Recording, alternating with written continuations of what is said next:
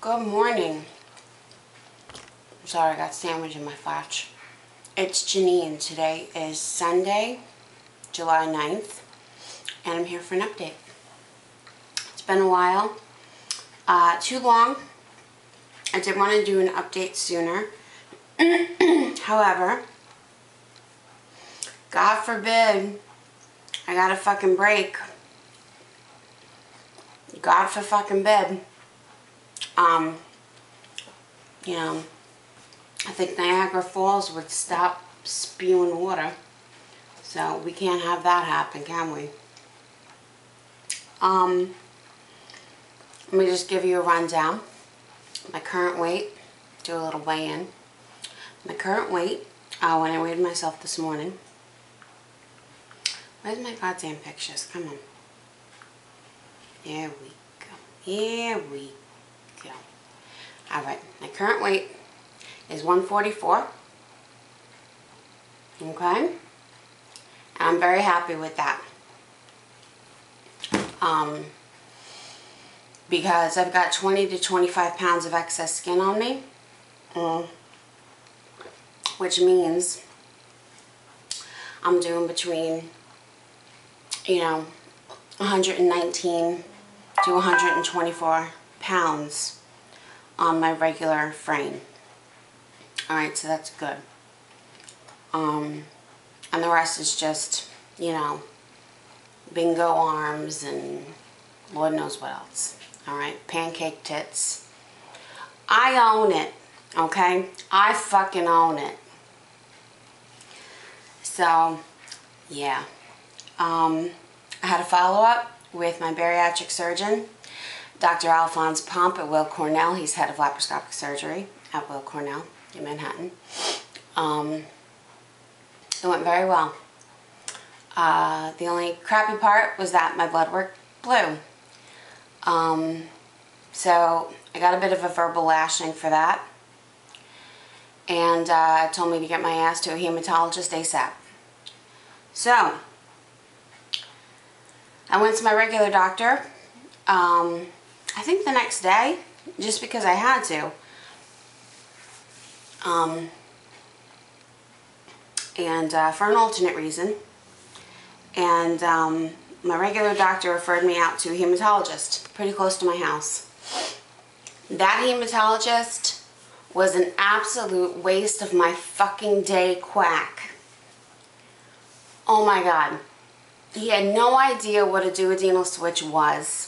Kept referring to it as a bypass, and I just wanted to punch him in his fucking face every time he did it. And had no interest in learning what a duodenal switch was. The entire consult, when I was in the exam room, he had a computer right in front of him with access to Google. He could have just typed in duodenal switch, bing, and took a look at it. He just had to look at it. That's it. That a regular person's intestinal tract is 20 feet and mine is somewhere between 7 and 8. That's all he had to do. But he didn't, because he was too fucking lazy.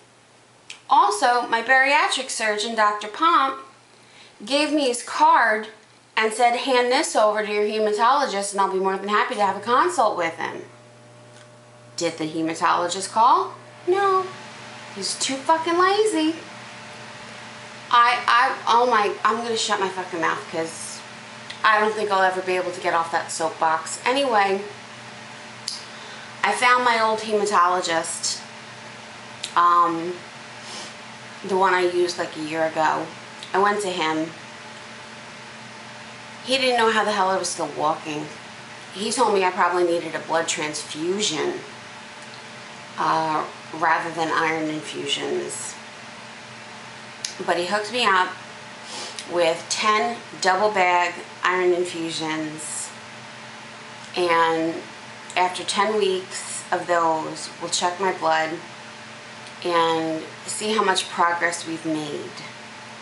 And after that, we will either do another 10 weeks of double bags, or we'll do an iron infusion and then 10 weeks of double bags.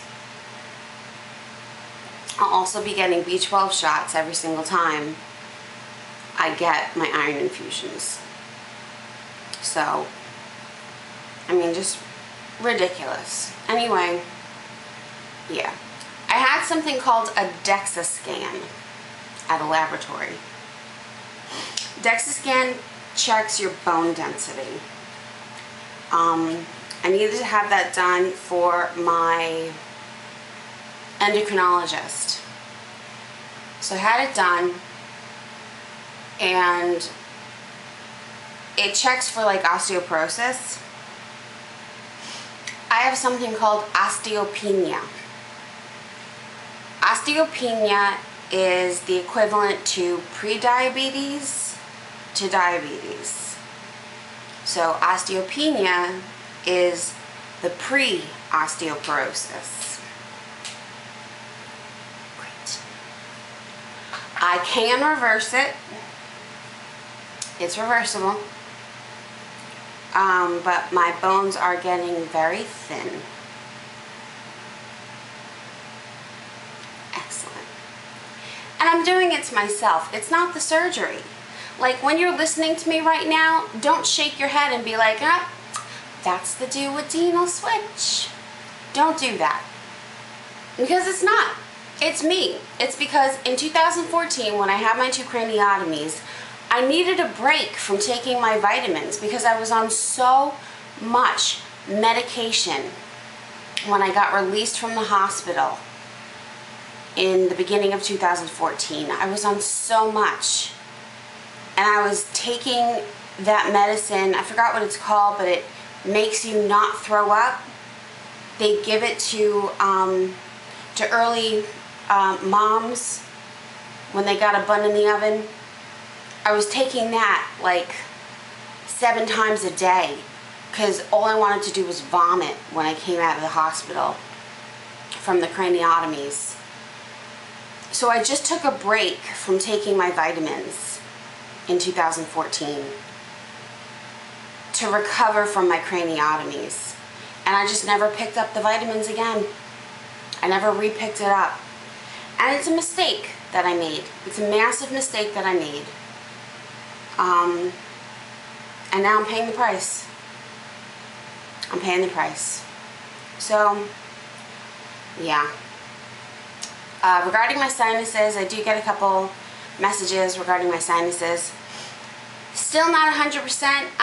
When I talk, I feel like I am talking into a hollow can.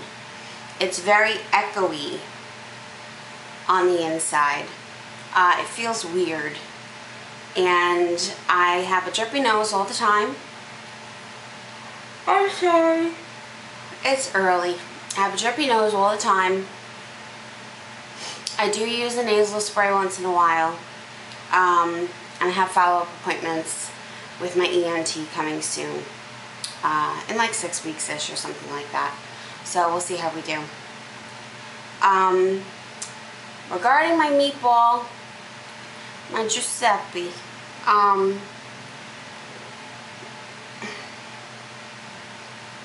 God, my baby. So, he got diagnosed with gastroenteritis and pancreatitis. Pancreatitis is very common in miniature schnauzers. It's just a thing that's common within that breed. Kind of like how German Shepherds often have issues with their hips due to how they stand, how they kind of like squat in the back. This is just a thing with mini schnauzers. They get pancreatitis. Don't know why. So, it's super sucky because I don't know what set it off. It could have been a number of things. But in my opinion, I think it's because we gave him a few pieces of egg white off of an Over Easy egg that I made. And all we were thinking was egg whites, protein. Here you go. I make my Over Easy eggs in bacon fat. We didn't think of that. We didn't think of that at all. Later on that morning, after we gave him the Ovarese egg white, he vomited. He slept most of the day because he felt like shit. I tried to give him some Tums that night. He threw up the Tums. I gave him some Pepto that night. He threw up the Pepto. Dry heaving all night. Dry heaving the next morning. That's when we went to the emergency vet, and he's pretty much been in there ever since. They did release him on, I think, Wednesday or Thursday of this past week. He was home for about 12 hours, but he would not drink and barely ate.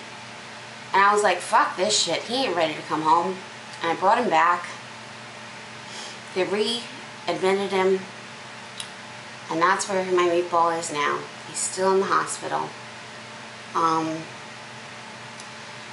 He just is super duper sensitive to recovering from any sort of injury, I guess. When he had his hernia done and his neutering done, I kid you not, I had to Xanax him to calm him down for about 5 days. He's just a super sensitive dog. That's just how he is. So, hopefully I can get him out today, just because I miss him. This is going to cost an insane amount of money. It's already cost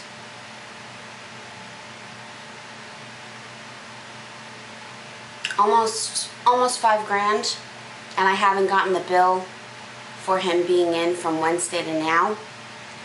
I'm going to hope and pray that I get my 90% back from his insurance. I use a pet insurance called Healthy Paws. They have an app that you can download, and they have a website you can go on to get a quote. Healthy Paws is about $40 a month for me. It's $39.95. I have the best policy that they offer.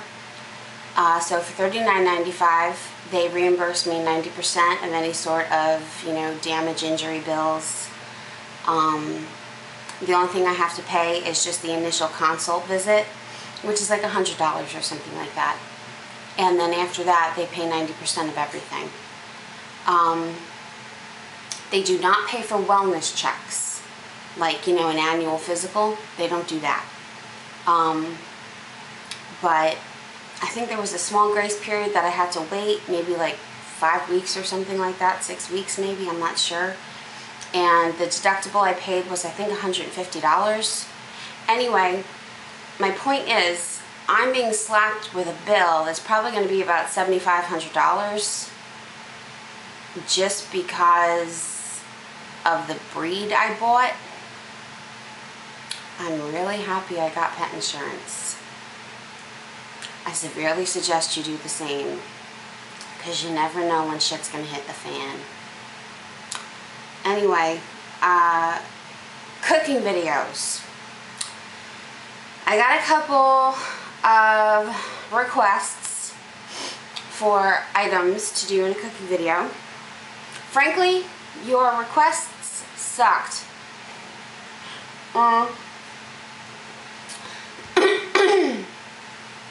Couple people requested pork. I hate cooking pork. Hate. The only time I really cook pork is like in the form of sausage. I just don't like pork. I feel like it always comes out dry, except if I brine it, like as in a brined pork tenderloin. And even if I do that, it's kind of boring to cook it. The only thing I gotta do is just slap it in a roasting pan and put it in the oven. That's it. That's really boring to do. Really boring. So, no, I'm not gonna do pork unless you want me to do sausage and peppers. I can do sausage and peppers for you. But other than that, pork is really boring. And I've already done a video on how to brine. So if you want to know how to brine your pork, go through my videos. I do have a recipe on how to brine, okay? If you have any other ideas of what I could possibly cook, I adore doing cooking videos for you guys. I absolutely love it.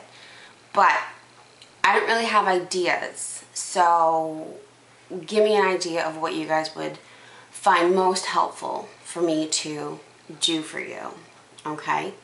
Because I have no idea what would be most helpful. That's it. I'm stressed as fuck for 1,000 reasons. I need a break so bad, but God says I'm not ready for one yet.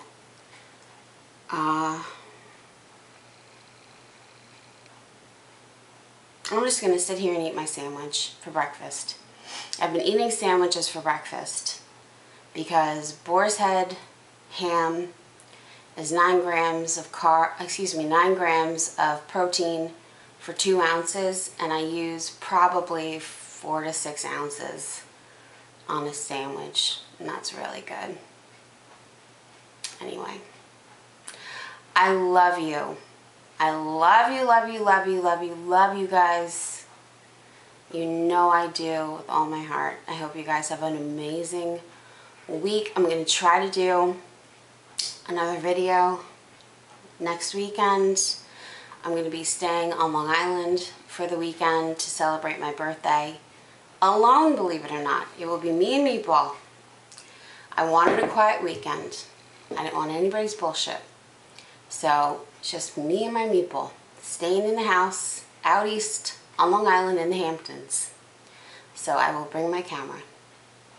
I hope you guys have an amazing week. I'll talk to you later. Bye.